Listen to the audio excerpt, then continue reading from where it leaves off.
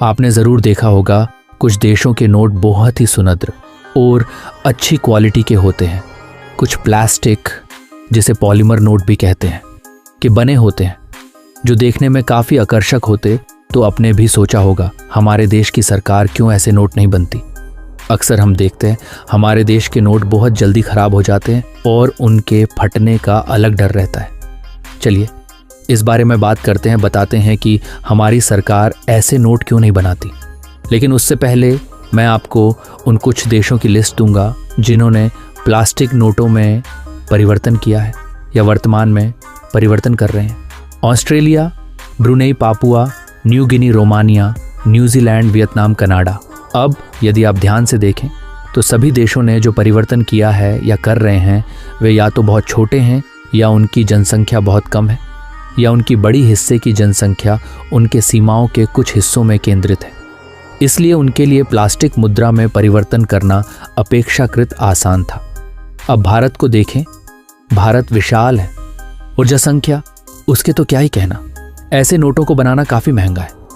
इसके मुकाबले में जो आज हम नोट यूज़ करते हैं वो सस्ता है। जो मैंने देश बताए हैं, इन 7 देशों की संयुक्त जनसंख्या 200 मिलियन से कम है।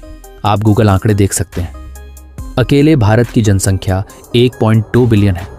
इसका मतलब है कि इन सभी देशों की तुलना में भारत के लिए 6 गुना अधिक नोट जारी की जाने चाहिए, या शायद और भी अधिक, क्योंकि भारत में आज भी अधिकांश दैनिक लेन देन नकद पर आधारित है।